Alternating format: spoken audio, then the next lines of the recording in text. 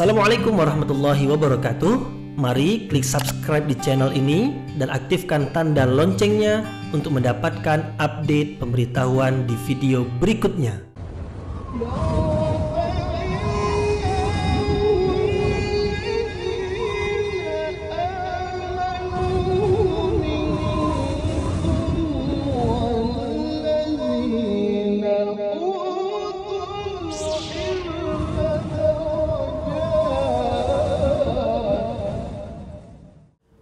A'udzu billahi minasyaitonir rajim. Bismillahirrahmanirrahim. Assalamualaikum warahmatullahi wabarakatuh.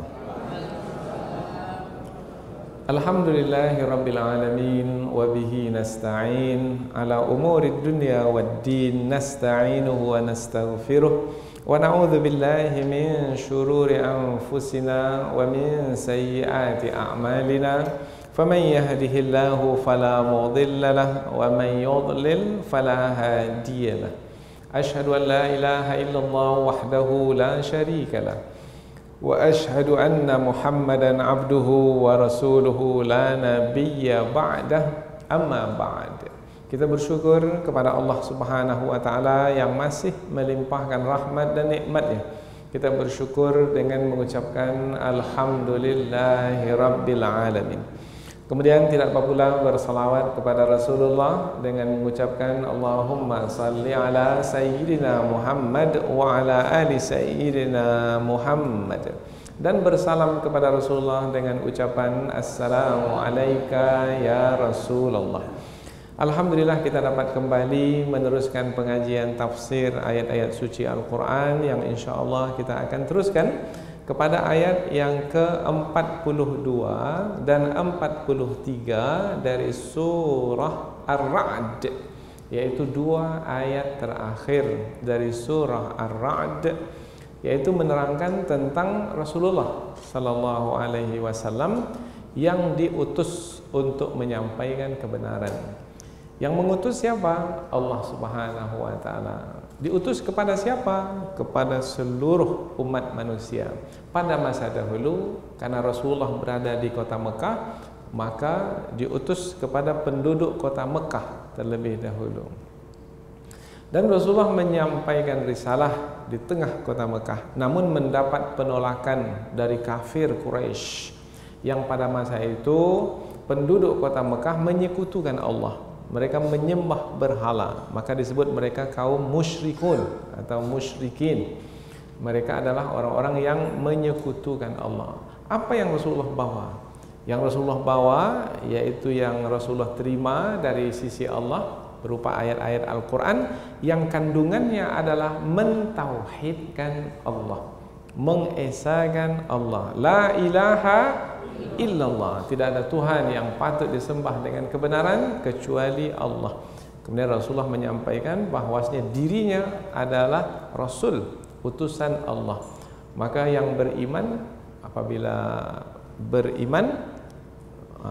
dahulunya mereka itu di dalam kekufuran, kemusyrikan, apabila beriman maka mereka mesti mempersaksikan asyhadu an la ilaha illallah, aku bersaksi bahwasanya tidak ada Tuhan yang patut disembah dengan kebenaran kecuali Allah.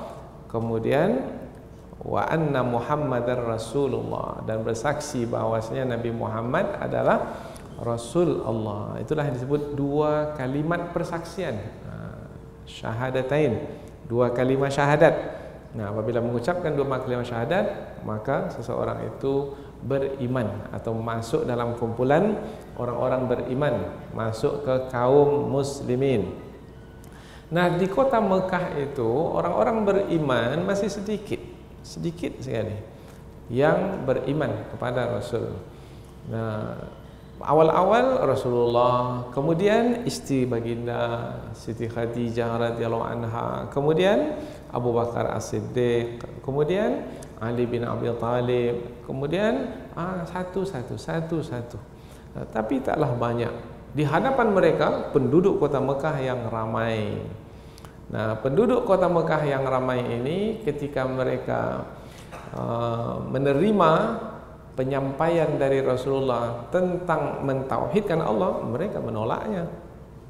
maka mereka mengkeji Rasul, menghina Rasul, mengolok-olok Rasul, menyebut Rasulullah sebagai dukun, sebagai orang yang gila, sebagai penyair dan lain sebagainya.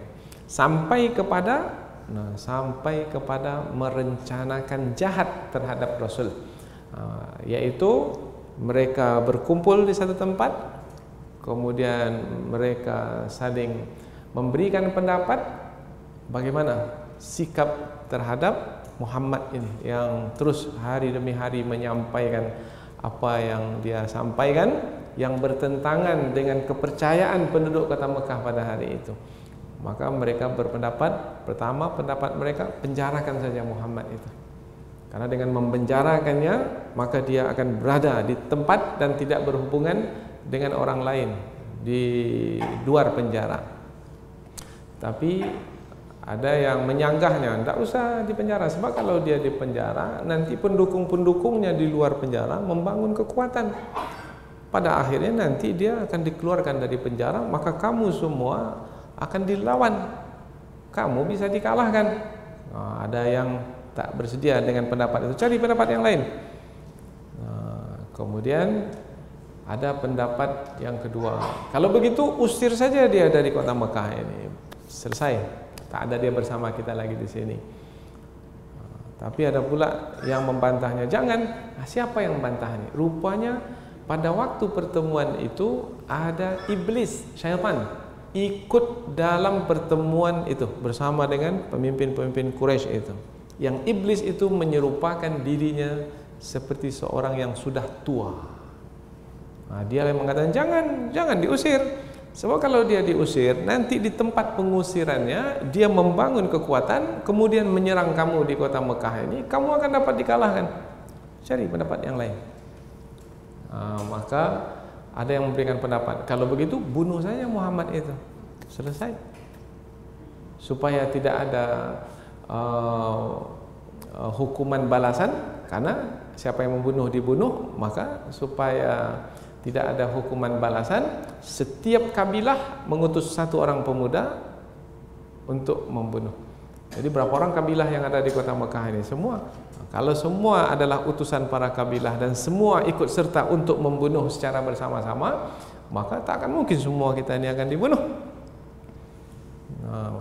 Itu pendapat yang ketiga. Apa kata syaitan ketika itu? Itu pendapat yang bagus, lakukan. Maka mereka bersepakat pada waktu itu untuk membunuh Rasulullah. Maka dikepunglah rumah Rasul pada malam itu untuk membunuh Rasul. Tetapi Allah menyelamatkan Rasulnya dari kepungan itu. Rasulullah berhasil keluar dari kepungan pada malam itu dan pergi menuju kota Madinah Al-Munawwarah, berhijrah. Jadi mereka melakukan tipu daya, rencana jahat, makar,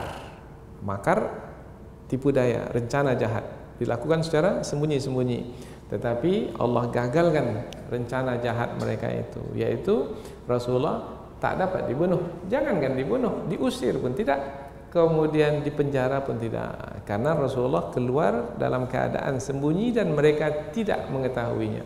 Kalau diusir terang-terangan, nah ini tidak. Rasulullah keluar dan mereka kehilangan Rasul, kehilangan Nabi Muhammad. Mereka mencari-cari tapi tak dapat. Rasulullah sembunyi dalam gua. Gua itu kecil. Ada dua mulut gua itu. Kepala Rasul di mulut yang satu, di mulut gua yang satu. Kaki Rasul sudah di mulut gua yang satu lagi. Karena ada dua mulut gua itu. Kecil saja. Saya pernah masuk ke gua itu. Untuk berdiri pun tak bisa di gua itu. Kecil sekali. Hanya untuk dua orang saja. Di dalam itulah Rasulullah dan Abu Bakar.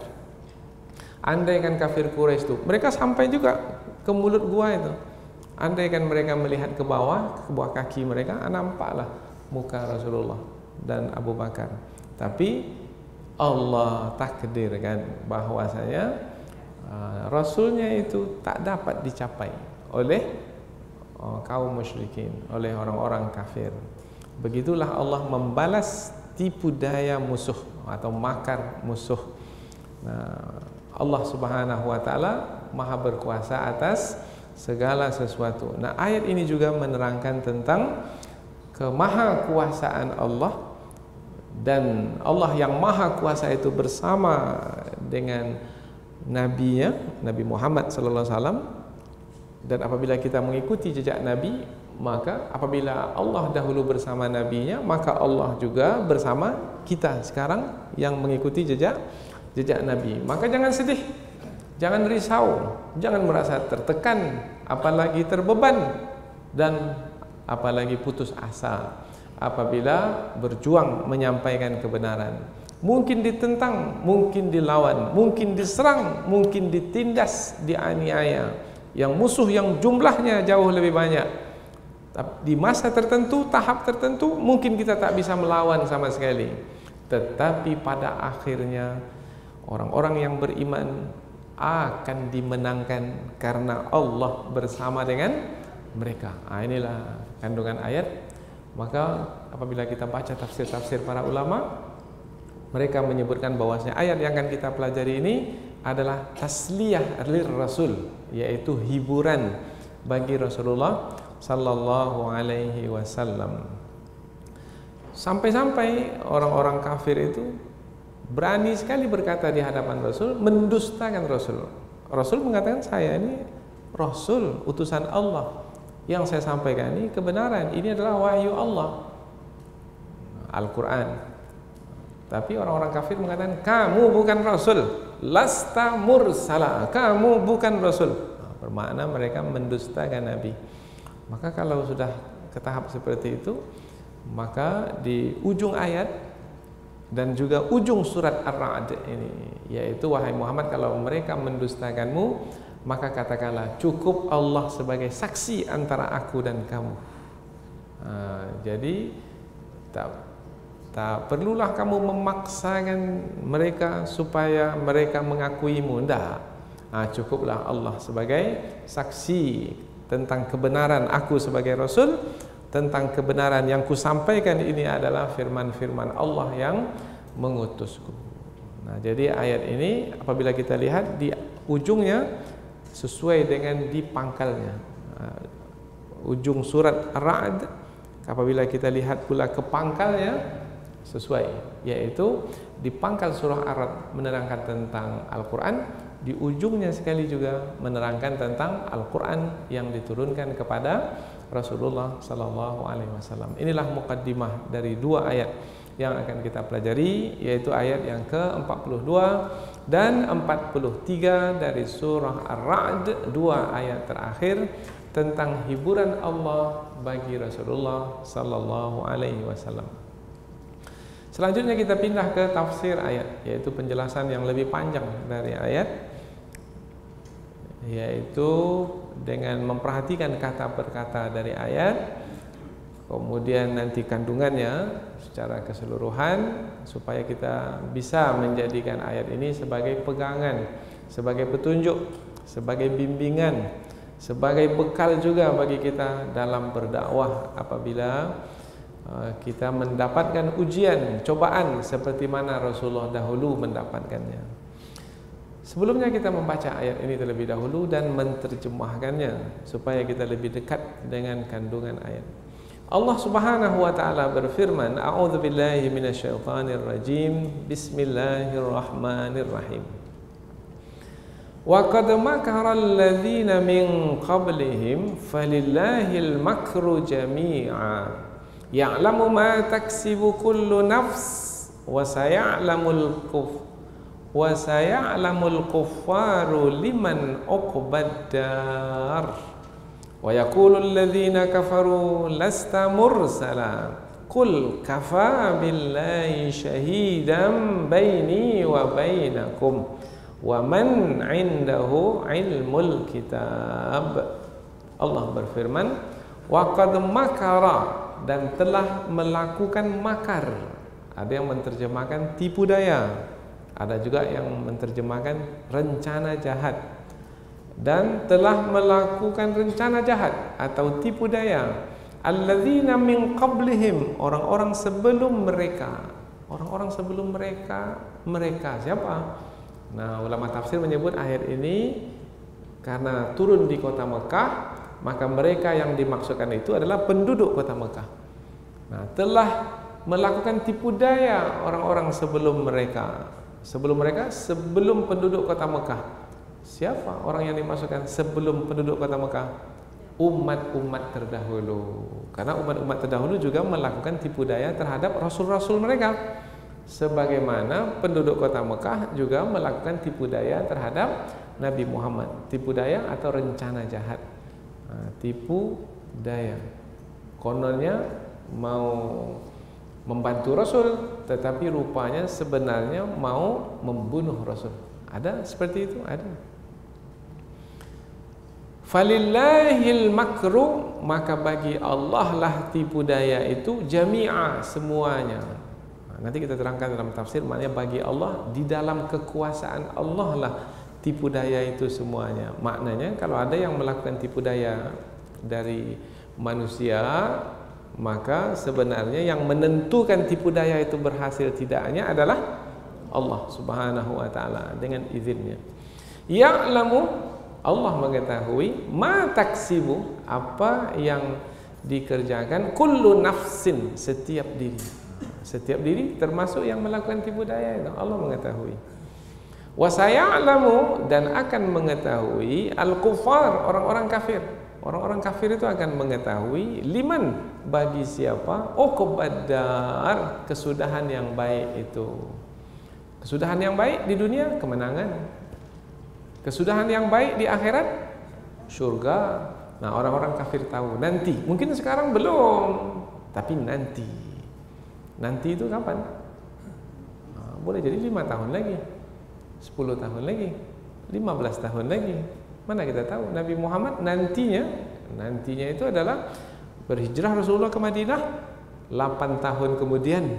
Nah, sudah 8 tahun Rasulullah di Madinah, barulah pembukaan kota Mekah. Sesungguhnya telah melakukan tipu daya orang-orang sebelum mereka, maka bagi Allah lah semua tipu daya itu, atau tipu daya itu semuanya. Maknanya dalam kekuasaan Allah lah semua tipu daya itu.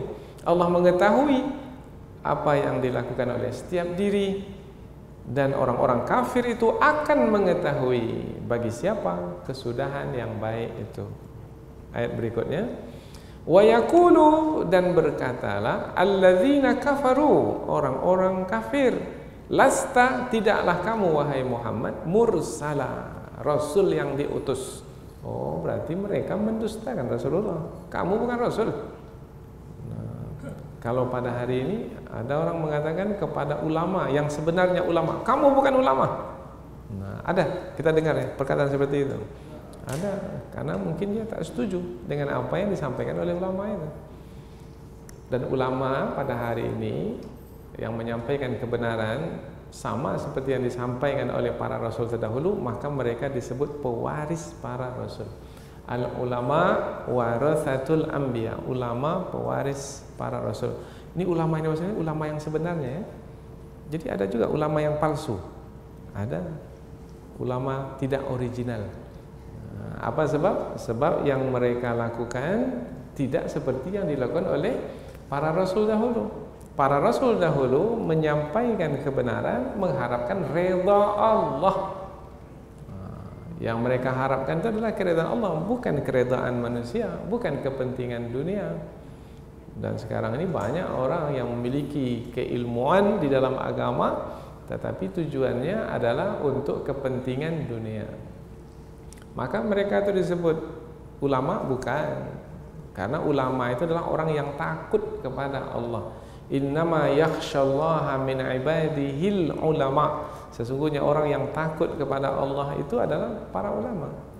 Jadi kalau mereka tak takut kepada Allah sampai berlaku curang, berbohong, menipu, nah itu bukan ulama. Kalau disebut ulama juga tambah sifatnya di belakang, ulama palsu. Nah, atau ulama gawe, ulamaan, bukan ulama yang sebenarnya. Ada istilah namanya ulama su'. Ulama su' adalah ulama buruk, karena menjual agama karena dunia, menjual ayat-ayat Allah dengan harga yang sedikit. Ini langsung masuk tafsir, padahal baru terjemah kita ini. Kita baru terjemahkan ayat. Qul, katakanlah wahai Muhammad, kafa, cukuplah billahi Allah syahidan, saksi, baini, antaraku, wa bainakum, dan antara kamu. Jadi mereka mendustakan Rasul. Nah, ketika tadi mereka mendustakan Rasul, bagaimana cara menjawabnya ini? Kamu bukan Rasul wahai Muhammad. Maka wahai Muhammad, katakan kepada mereka, cukuplah Allah sebagai saksi antara aku dan kamu, waman, dan antara orang yang indahu, di sisinya, ilmu kitab.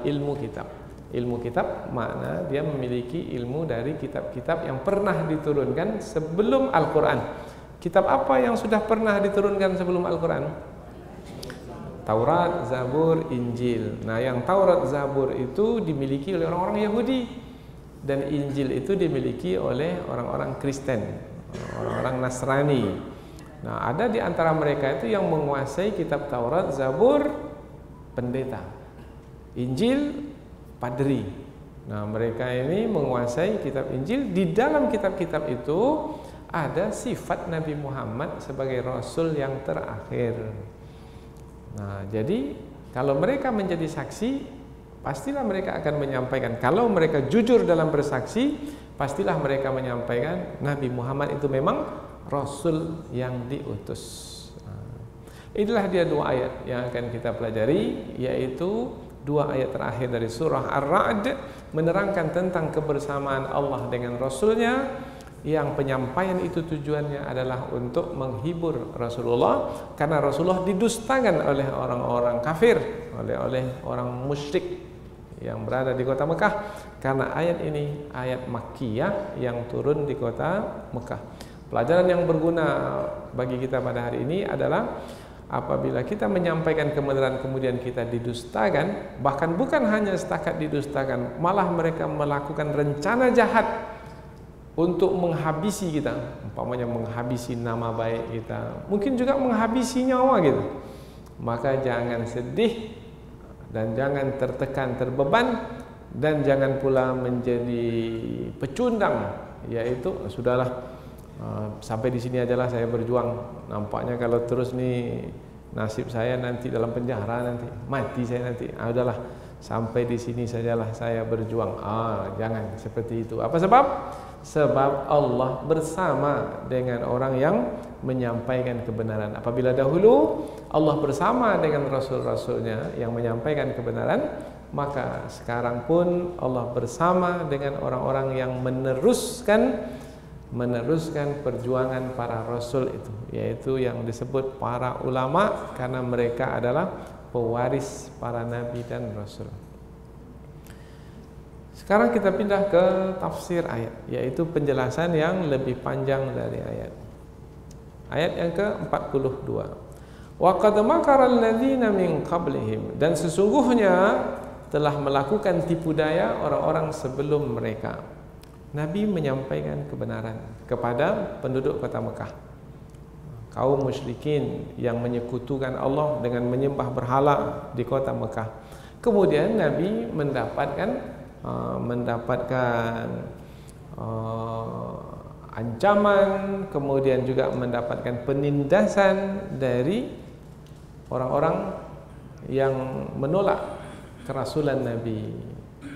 Dan yang menolak ini bukan sembarang orang. Yang menolak Nabi di kota Mekah itu adalah pemimpin-pemimpin yang ada di kota Mekah itu. Maka Nabi berhadapan dengan para penguasa di kota Mekah yang di bawah kekuasaan mereka, penduduk kota Mekah yang ramai. Nabi berapa jumlahnya? Sedikit sekali dengan orang-orang beriman. Apa yang diterima oleh Nabi? Yang diterima oleh Nabi bukannya Nabi ditempatkan di tempat yang terhormat. Tidak, mereka hinakan Nabi. Ada yang melempari Nabi dengan kotoran unta. Bahkan ada yang menyakiti Nabi, melempari Nabi dengan batu.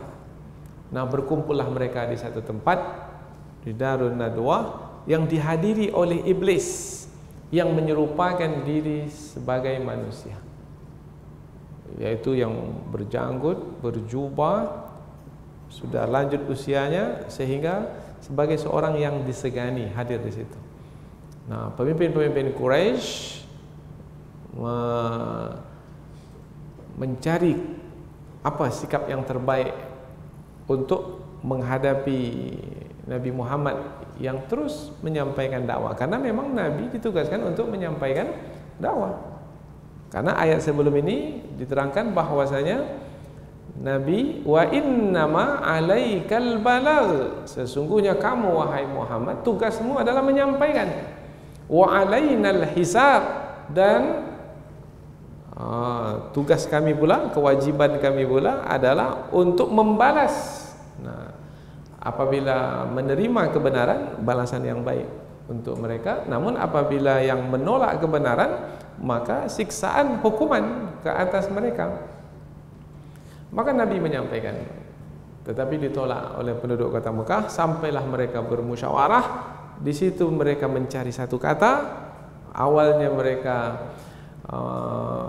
membicarakan, karena ada yang berpendapat lebih baik Muhammad itu dipenjarakan saja. Wa idh yamkuru bikal ladzina kafaru liyuthbituka. Ini disebutkan dalam ayat Al-Qur'an di tempat yang lain, yaitu ketika orang-orang kafir itu melakukan makar. Makar maknanya tipu daya, rencana jahat. Liyuthbituka, untuk memenjarakan kamu. Au yaqtuluka, atau membunuhmu. Au yukhrijuk, atau mengusir kamu dari kota Mekah. Wa yamkurunallah, wa yamkurun, mereka melakukan tipu daya. Tipu daya maknanya merencanakan rencana yang jahat dengan cara sembunyi-sembunyi. Tetapi Allah juga mengetahui apa yang mereka lakukan itu. Nah, apakah berjaya tipu daya mereka itu? Tidak. Jadi penduduk kota Mekah itu telah melakukan tipu daya terhadap Nabi. Dan sebenarnya tipu daya itu bukan hanya berlaku pada masa itu saja. Tipu daya itu juga sudah pernah berlaku pada masa rasul-rasul terdahulu. Nah, ini yang diterangkan di pangkal ayat. Dan sesungguhnya makaralladzi wa qad makaralladzina min qablihim, sesungguhnya telah melakukan tipu daya orang-orang sebelum mereka. Wahai Muhammad, kalau mereka melakukan tipu daya sekarang, sebenarnya orang-orang sebelum mereka pun juga telah melakukan tipu daya. Apabila tipu daya orang-orang sebelum mereka itu gagal, maka tipu daya mereka sekarang pun itu dia, gagal. Wahai Muhammad, kalau kita bawa ke hari ini, kalau kita menyampaikan kebenaran, tak ada kepentingan duniawi, semata-mata karena mengharapkan redha Allah. Kemudian ada sekarang nih orang, kita tak tahu, karena tipu daya itu kan tersembunyi. Mereka merencanakan rencana jahat terhadap orang-orang yang menyampaikan kebenaran. Sekarang, pada hari ini, jangan risau, jangan sedih. Apa sebab? Jangan terbeban, jangan menjadi takut kemudian berhenti pula menyampaikan kebenaran. Tidak. Sebelum ini sudah pernah ada orang yang melakukan tipu daya terhadap para rasul, berakhir dengan kegagalan. Maka sekarang pun akan berakhir dengan kegagalan. Kegagalan bukan hanya gagal mereka merencanakan jahat, tetapi akibatnya mereka juga akan tanggung sendiri. Istikbaran fil ardi wa makaras sayyi, karena kesombongan di muka bumi dan merencanakan rencana yang jahat terhadap orang-orang yang baik, orang-orang yang benar, yang menyampaikan kebenaran. Wala yahiqul makrus sayyi'u illa bi ahlih, tidaklah rencana jahat itu, melainkan rencana jahat itu akan menimpa yang merencanakannya sendiri. Siapa yang merencanakan? Dia yang akan menanggung akibatnya. Macam mana bisa balik kembali? Karena di sana ada yang berkuasa, yang menguasai setiap rencana jahat. Dan karena rencana jahat itu berlaku dengan izin Allah. Allah tak berlaku kan? Karena Allah tidak memihak kepada orang-orang yang zalim. Allah bersama orang-orang yang beriman, yang benar, yang jujur, yang berlaku adil. Allah Subhanahu wa taala akan memenangkan. hamba-hamba yang dizalimi itu. Nah, ayat ini menerangkan tentang sunnatullah. Jadi apabila kita sambung ayat tadi, tidaklah rencana jahat itu melainkan kembali kepada orang yang merencanakannya. Fahal yanzurun, maka tidaklah yang mereka tunggu illa sunnatal awwalin, kecuali berlakunya apa yang sudah diberlakukan kepada orang-orang yang terdahulu. Falan tajida li sunnatillahi tabdila walan tajida li sunnatillahi tahwila. Sekali-kali orang yang merencanakan rencana jahat itu tidak akan mungkin dapat tidak akan mungkin dapat berhasil seperti yang ia rencanakan, karena sebenarnya dia bukan berhadapan dengan manusia, tetapi sebenarnya dia berhadapan dengan Allah Subhanahu wa taala. Ini yang mau disampaikan di pangkal ayat. Maka Nabi Muhammad menjadi tenang. Oh, saya sekarang menjadi sasaran tipu daya, menjadi sasaran makar.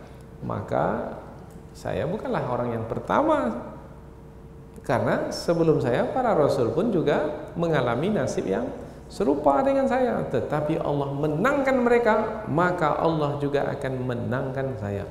Bagaimana hati kalau sudah kita memahami seperti itu? Masih risau, gelisah? Tidak. Di ayat berikutnya itu semakin jelas. Falillahil makru jami'a, maka bagi Allah lah kekuasaan terhadap tipu daya itu semuanya. Siapapun yang menipu daya, sekuat apapun, sehebat apapun, sepintar apapun, tak akan mungkin dapat mengalahkan tipu daya Allah Subhanahu wa taala. Maka dalam ayat yang lain Allah menyebut wa makaru makra, mereka melakukan tipu daya. Sambungannya wa makarna makra, dan kami pun juga membuat tipu daya. Maknanya membalas tipu daya mereka. Jadi tipu daya mana yang akan menang, yang akan berlaku? Tipu daya manusia yang punya keterbatasan, atau tipu daya Allah yang maha berkuasa atas segala sesuatu? Maka ayat ini menjadi peneguhan bagi Rasul. Maka kita jumpa dalam tafsir para ulama kita, ayat ini adalah litathbiti fuadir Rasul, untuk menguatkan hati Rasul dalam berdakwah.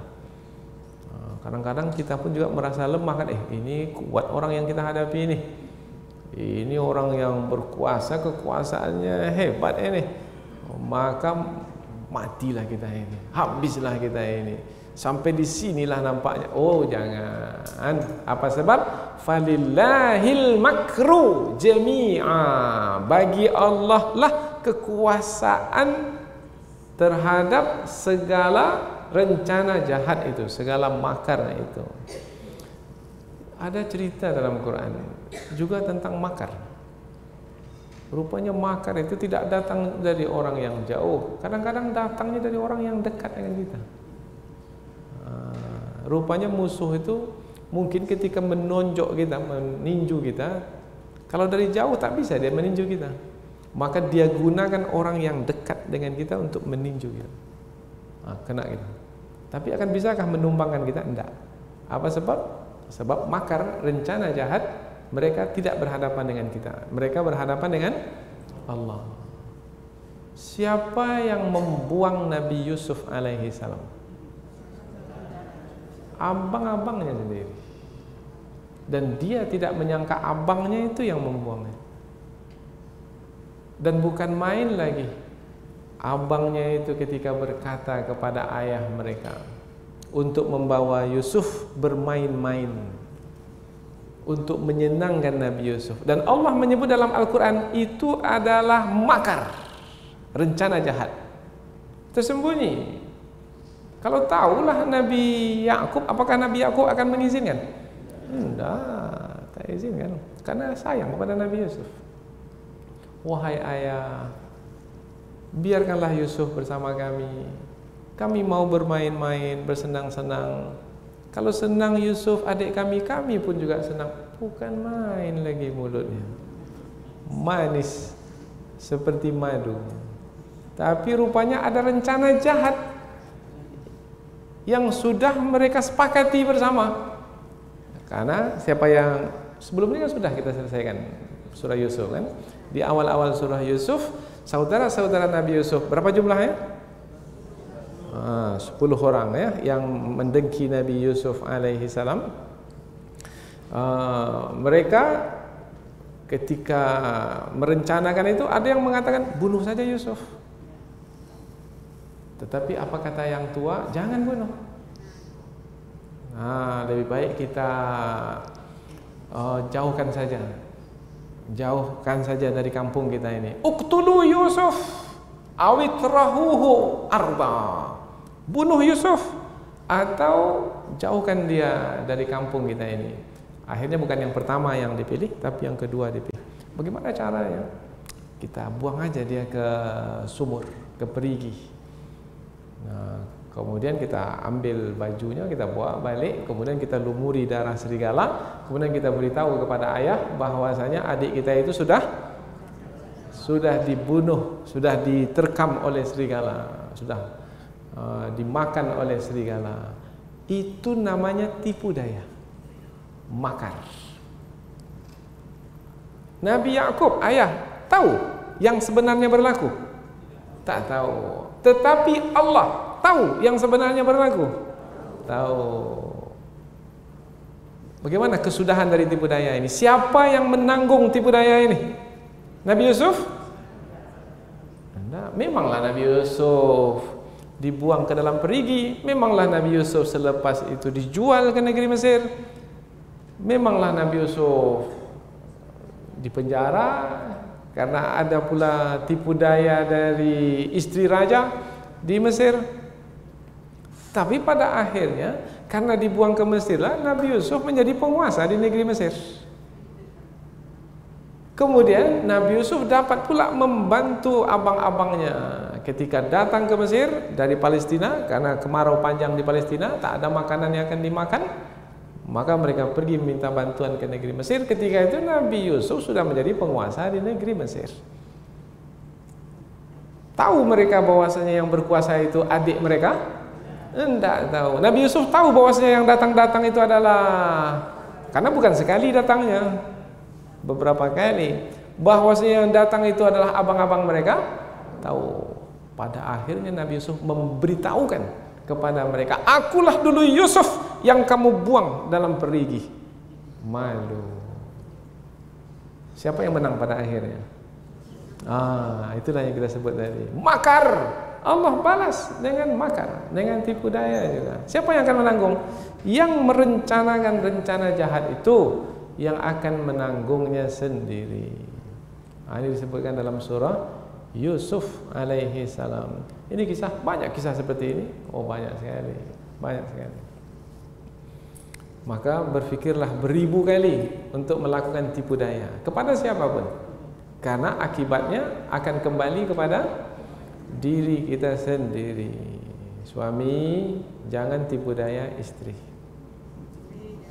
Istri jangan tipu daya suami. Guru-guru jangan tipu daya murid. Murid juga jangan tipu daya guru. Jangan seseorang menipu daya orang lain, karena tipu daya itu akan kembali kepada diri sendiri. Mungkin orang yang ditipu sekarang tak tahu, tetapi Allah Maha tahu. Ayat berikutnya sambungan. Ya'lamu ma taksibu kullu nafs. Allah mengetahui apa yang dilakukan oleh setiap diri. Tak ada yang luput dari pengetahuan Allah. Semua Allah ketahui. Maksud Allah mengetahui itu Allah membalas. Karena diketahui untuk apa? Untuk ditegakkan keadilan. Yang berbuat baik dibalas dengan kebaikan, yang berbuat buruk akan dibalas dengan hukuman di dunia. Kemudian di akhirat, wa saya'lamul kuffar, dan orang-orang kafir itu akan mengetahui nanti di hari akhirat, liman, bagi siapa, uqbadar, kesudahan yang baik itu. Dar, kampung.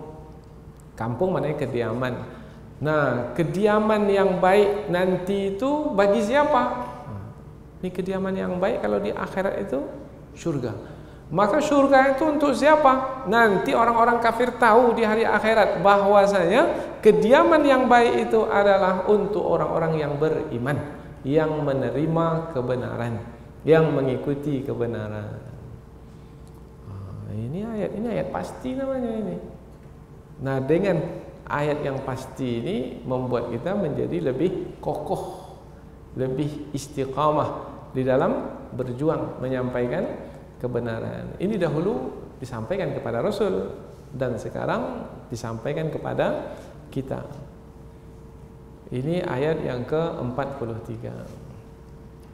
Mungkin orang yang melakukan tipu daya itu, umpamanya setelah setahun, 2 tahun, 3 tahun melakukan tipu daya, tak juga umpamanya mereka itu mendapat hukuman. Baik-baik aja keadaannya, dia sudah melakukan tipu daya. Malah lebih hebat kuasanya, hartanya pun menjadi lebih banyak, bahkan menjadi lebih berleluasa lagi. Ini mana dia ini balasan? Mana dia balasan ini? Pasti ini mau minta cepat balasannya ini. Nah, cepat lambatnya balasan itu bukan kita yang menentukan. Itu yang menentukan adalah Allah. Maka Allah berfirman dalam Al-Quran, وَلَا يَحْسَبَنَّ الَّذِينَ كَفَرُوا. Jangan sekali-kali orang-orang kafir itu mengira annama numli lahum khairul li anfusihim. Jangan kamu mengira, wahai orang-orang kafir. Kalau ayat ini berupa bentuk khitabnya ghaibah. Jangan sampai orang-orang kafir itu mengira bahwasanya kami memberikan tangguh kepada mereka itu adalah baik bagi mereka. Tidak. Innama numli lahum liyazdadu isma. Kami beri tangguh setahun, belum juga dibalas lagi. 2 tahun, belum juga lagi. Rencana jahat itu kembali kepada diri mereka. 3 tahun, 4 tahun, mungkin 10 tahun, 18 tahun. Jangan kamu mengira, wahai orang kafir, kami beri tangguh kamu, itu adalah baik bagimu, tapi supaya kamu banyak lagi melakukan kejahatan, dan supaya nanti hukuman yang lebih besar akan menimpamu. Kemudian tujuannya yang lain adalah untuk orang-orang beriman juga.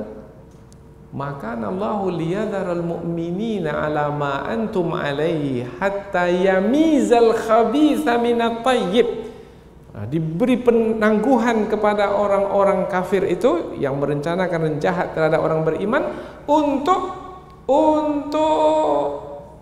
memastikan orang-orang beriman yang betul-betul beriman mana, yang munafik mana.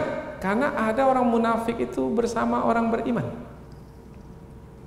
Nah, udah 10 tahun ini orang-orang kafir yang merencanakan jahat ini semakin hebat, semakin berkuasa. Ada menyeberang ke tidak? Ini istilah sekarang nih, menyeberang. Tahu menyeberang? Dia kalau macam ini tak dapat apalah kita ini, susahlah hidup kita ini, sengsara lah kita ini. Akhirnya pragmatis. Apa pragmatis ini? Memahami, ikut keadaan pada masa itu. Sudahlah kalau begitu kita tinggalkan sajalah orang-orang beriman nih. Kalau ini kita rugi di sini ini, tak akan apa yang kita dapat. Menyeberang dia bersama orang-orang kafir. Nah, penangguhan itu boleh jadi adalah untuk membersihkan orang-orang munafik dari kumpulan orang-orang beriman yang tadinya bersama mereka. Orang munafik dalam ayat ini disebut khabis. Khabis sebenarnya sampah. Kalau kita masuk ke dalam toilet, WC, apa doa kita? Allahumma inni a'udzubika minal khubthi. Khubthi itu kotoran, sampah.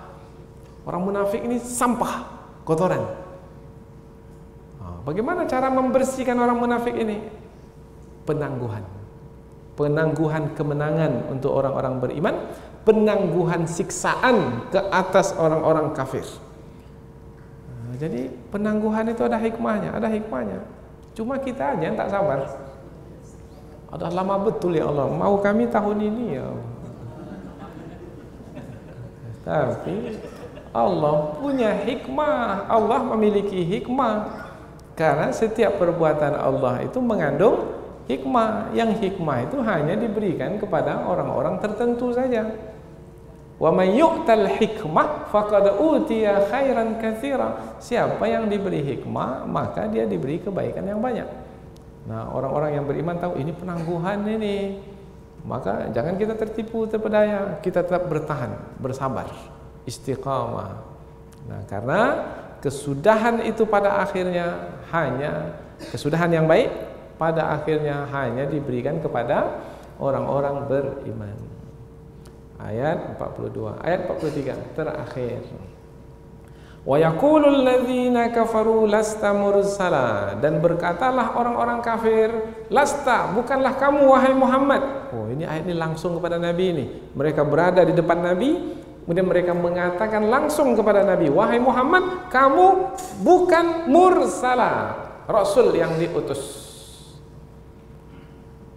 Kalau adalah orang terus berdiri depan kita kemudian mengatakan kamu bukan guru yang menyampaikan ilmu, umpamanya kamu adalah pembohong yang menyampaikan dusta, bagaimana rasa hati kita itu? Oh, sedih. Macam mana mau hibur? Bacalah ayat ini ada hiburan dalamnya ini. Karena ini dahulu berlaku pada diri Rasul. Ini dia ayat wa yaqulu, yaqul. Kalau kita lihat belajar bahasa Arab, yaqul ini fi'il mudhari, present continuous tense, continuously. Maknanya perkataan itu dikatakan bukan sekali kepada Rasul, berkali-kali. Nah, kalau sekali mungkin kita bisa lupakan, tapi kalau berkali-kali sedih juga terus. Setiap kali disebut sedih. Wa yaqulul ladzina kafaru, dan berkatalah orang-orang kafir itu, lasta mursala, kamu bukanlah rasul. Bagaimana cara Allah menghibur rasul supaya tidak berterusan sedih mendapat penolakan dari kaum, dari penduduk kota Mekah. Tetapi Allah menyampaikan kepada rasulnya, qul, katakanlah wahai Muhammad, kafa billah, cukuplah Allah syahidan, saksi. Saksi maknanya yang mengetahui yang benar itu benar, mengetahui yang salah itu salah. Nah, itu saksi yang sebenarnya saksi. Siapa yang disebut saksi di pengadilan itu? Nah, yang disebut saksi di pengadilan itu dari dua orang yang berselisih itu dia tahu mana yang benar, mana yang salah, maka dia bersaksi. Maka kesaksian itu adalah kejujuran. Tapi dia tahu yang benar itu benar, yang salah itu salah. Kemudian yang benar disalahkan, yang salah dibenarkan oleh saksi. Betulkah saksi ini telah bersaksi? Tidak, ini berbohong. Maka saksi sudah hilang maknanya sebagai saksi karena dia sudah berbohong. Maka pembohong tak boleh jadi saksi. Dan sebenarnya bukan saksi. Karena yang bersaksi itu adalah orang yang memiliki pengetahuan. Siapa orang yang bersaksi? Orang yang memiliki pengetahuan, orang yang memiliki ilmu.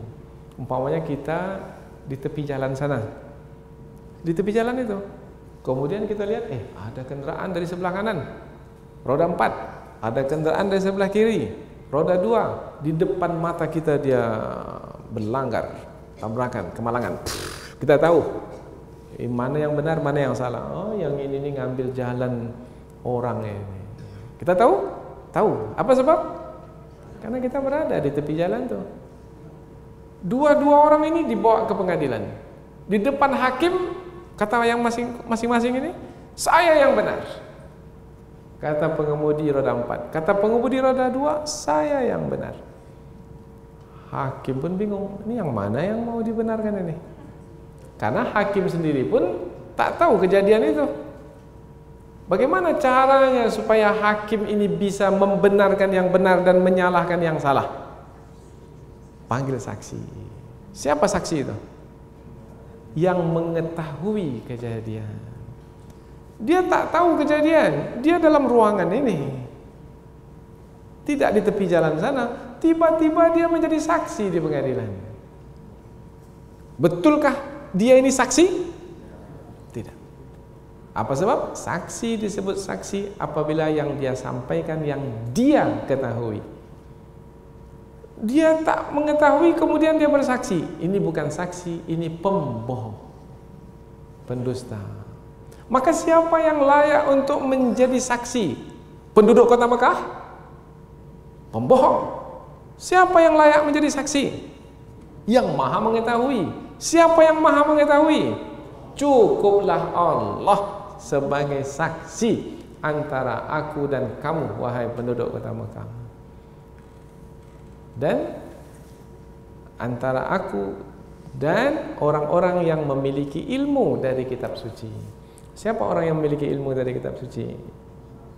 Ahlul kitab, dari kalangan orang-orang Yahudi dan Nasrani, karena mereka juga punya ilmu tentang Nabi Muhammad sebagai Rasul yang terakhir, karena sifat Nabi Muhammad sebagai Rasul yang terakhir disebutkan di dalam Taurat dan Injil. Maktuban indahum fit Taurati wal Injil.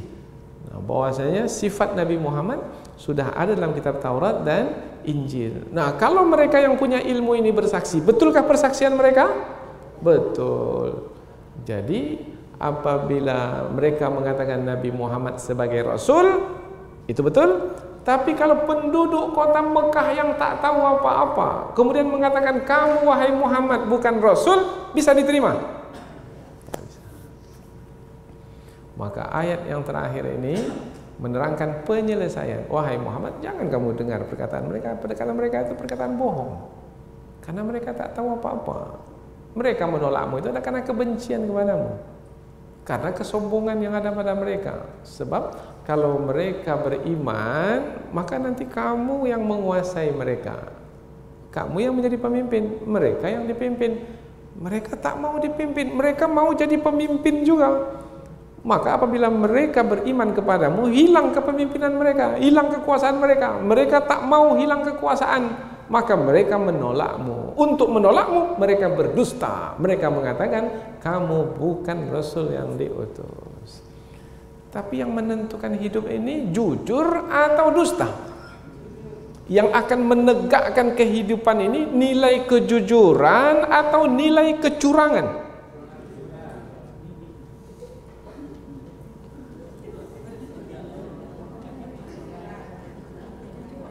Nilai kejujuran yang menegakkan kehidupan, nilai kecurangan hanya akan merusak kehidupan ini. Cepat atau lambat, Allah tak ingin kehidupan ini rusak, karena Allah yang menjaga kehidupan ini.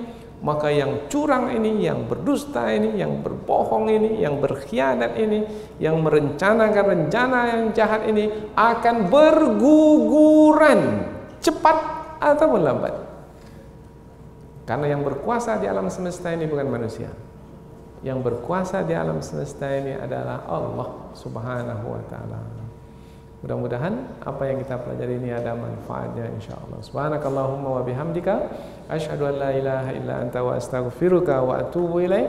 Wassalamualaikum warahmatullahi wabarakatuh.